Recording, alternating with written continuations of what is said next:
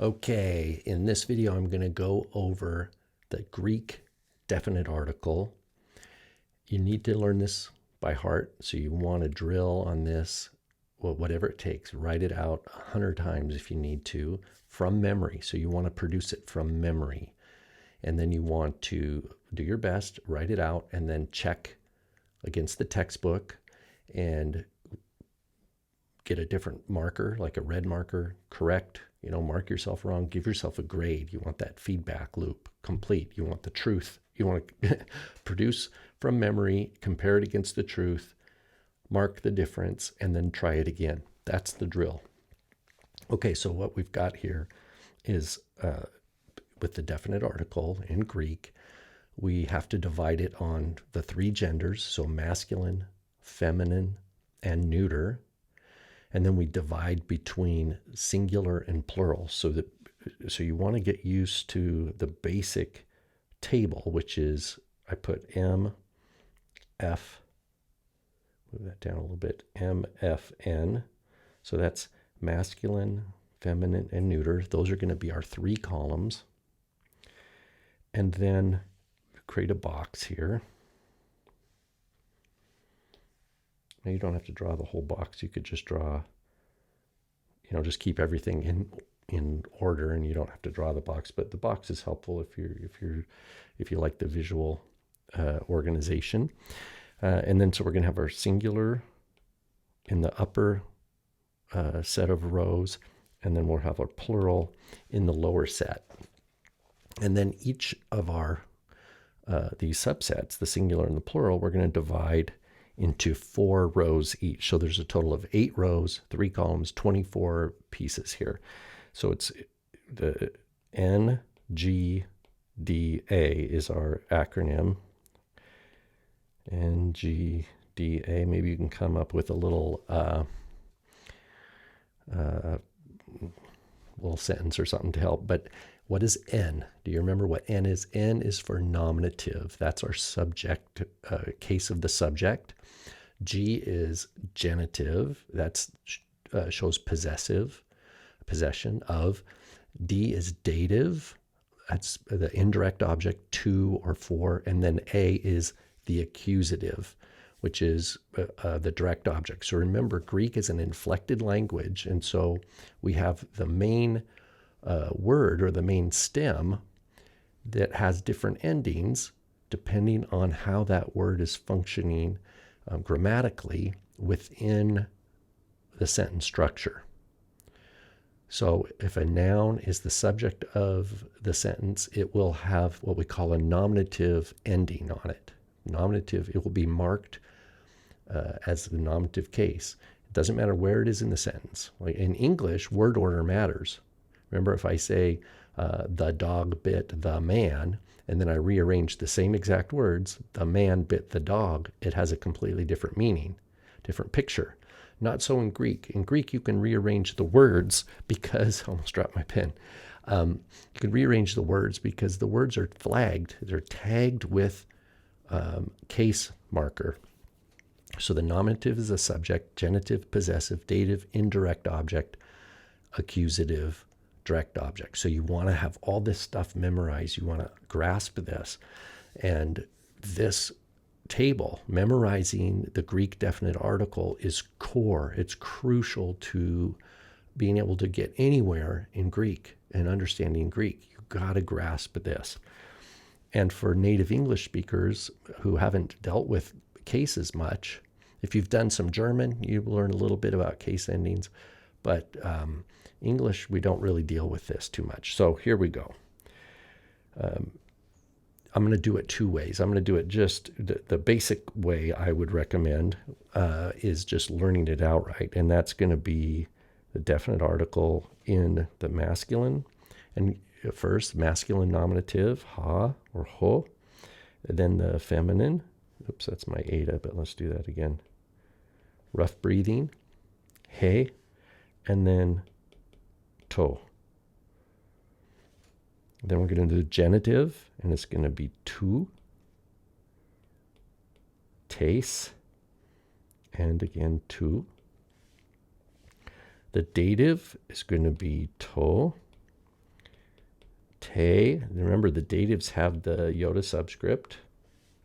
And then the accusative is supposed to be an A over here. Ton, tain, and to. Okay, now we're going to, there's our singular. Now our plural is going to be hoi. Remember, with a diphthong and you have a rough breathing, the breathing mark, or the accent for that matter, the breathing mark or the accent goes over the second vowel, not the first. So hoi. So even though the rough breathing's over the iota, it's still hoi. And then we have hai, and we have ta. The genitive, oops, let me zoom back in here. Get rid of that little guy there. Oops. Don't know what's going on with my computer screen. Hopefully we get that settled on here. Hoi. The genitives are easy. Tone, tone, tone. Genitive plural. They're all the same. Tau omega nu with a circumflex. Dative, tois, tais. Back to tois again. Like this. That should be a new up there. And then finally, tus, tas, and ta. Okay, so this is our complete paradigm. I think it's in Mounce, Basics of Biblical Greek. I believe it's 7.10 so it's chapter 7, part 10. If you want to double check all this work. So what I'm going to do, I'm going to erase this now. And I want to go back and do it again. And I want to, but approach it a different way, a way that might help your memory a little bit. Because it's hard to learn a bunch of new stuff that's not attached to something you already know. Because knowledge, it builds like a tree. Even this is true even from a neuroscience perspective. Neurologically, it's trees. It's trees of patterns of neurons, right? Of neuron firing. So when we can attach something new to something we already know, that is optimal learning. When we can attach new knowledge to existing knowledge. So what we're going to do here is I'm going to take a different approach to fill out the whole paradigm. Here I went through the nominatives, through all the genders, genitives, datives, accusatives, etc. Okay, now I want to just start differently. I want to start with things maybe things you can remember that can help you quickly write out the things you do know, and then slowly feel your way out, see if you can fill out the whole paradigm. One of the first ones that's easy to remember is the definite article of the genitive plural. So if this is one of the first things you can work on is tone, tone, tone. They're all the same. So you remember the same item 3 times. So out of 24 elements, you've got 3 of them. You're 1/8 done. That's 12.5% done with the chart right there. Tone, tone, tone. Now that assumes you know how to map out the table like we already have here. But tone, tone, tone. Now, and hopefully you can remember the nominative in all. That's something you'd need to work. So ha, hey, and ta, like that. So if you can remember those, because that's your lexical entry form is going to have ho, hey, to, like that. Sometimes I'll be lazy and I'll say ta or to. I'm not a big stickler on that, as there can be some variance there. With the long vowels like the omega, it's always going to be an O, and an eta will always be an A. Okay, so now I've done 6 out of 24. So if I've got this much, I'm already 25% done. I'm a quarter of the way done.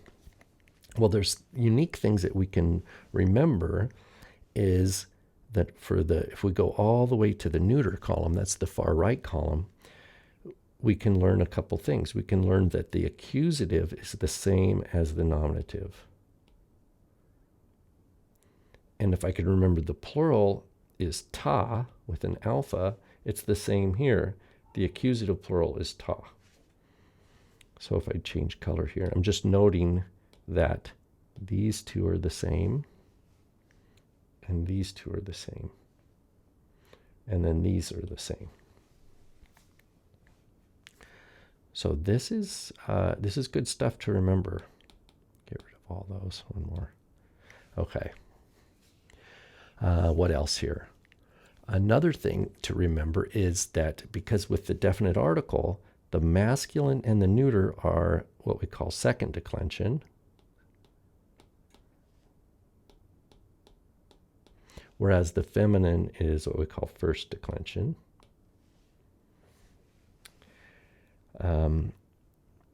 But let's check this out here,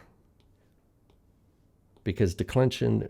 Well, here let me go here. For the genitive and the dative, the masculine and the neuter are going to be the same. So if I can remember that 2 is my masculine genitive in the singular, it's also going to be the nominative, or the neuter genitive. So 2 and 2. And the same with the dative. To, it's supposed to be omega, to. So these are the same, and these are the same. And then we've already seen how in the genitive plural they're all the same, but the dative, masculine and neuter are going to be the same as well. It's tois, tois. And if you're wondering how do I know the accents? How do I know which ones have the circumflex? It's the circumflex, I'll use purple here, is always over the genitives and the datives. Those are the only parts of the paradigm that have a circumflex. So it's pretty easy to remember that as well. So continuing on here, the feminine is going to be a little bit different. The feminine is tes. It still has a circumflex, but it's tes. Whereas tu is the masculine and the neuter. The feminine dative is very similar in that it's got the iota subscript, te. So the only difference is that the long vowel in the dative, in the feminine dative singular, is the eta with the iota subscript, te, whereas in the nominative and in the masculine and the neuter, it is to, omega, with the iota subscript. And then our masculine tone and tain here. That's our masculine accusative and feminine accusative. Then the nominatives, hoi. So if you can remember ha, you should be able to just remember to add a iota, hoi, for the masculine plural in the nominative, and then he becomes hai in the feminine plural. The feminine dative plural is pretty easy. It's just like tois, except you change the omicron to an alpha. Tes, like that. Finally, tus and tas. Oops, I put the wrong accent on tus. That's just there we go. So what I tried to do was just to recreate this from memory, taking two different approaches. One approach is just to start in the upper left and just go row by row all the way across. The other is to start with patterns of things that you recognize. I'll grab, let's say, the orange here. So I started, that's not very visible. Let's do red. I started with the tone, tone, tone. Then I did the nominative all the way across. Then I think I did the neuter in the nominative and accusative, both in the singular and then in the plural. And then I did the genitive and dative in both the masculine and the neuter. Oops, I guess we already did that one, so it's just this and this. So do you see what I'm trying to do with this way of reproducing the list is like, look, it doesn't matter to me at all what order you fill out the table. You want to build your knowledge little by little, and whatever associations are helpful for you, you want to adopt that.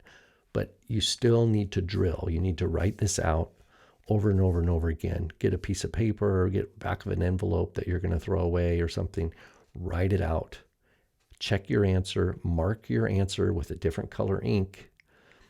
And then throw that away and do it again and do it again. And this is how you're going to really come to an ownership over this 7.10 in Mounce's Basics of Biblical Greek. You want to master the definite article paradigm because it's absolutely crucial for everything to come. Not just the nouns that we have to learn, but we're going to get to other functions of the definite article. We're going to get to other paradigms that draw off this, such as the participles, which we will do in third quarter, Lord willing. And it will feel good. It will feel good to work on this and get it down and to know it. It's a major milestone of achievement. So you want to work at this, you want to nail it, you want to memorize it, be able to write it out from memory, and then you want to give yourself some sort of reward. Buy yourself a nice piece of cake or ice cream or something and celebrate. Shalom.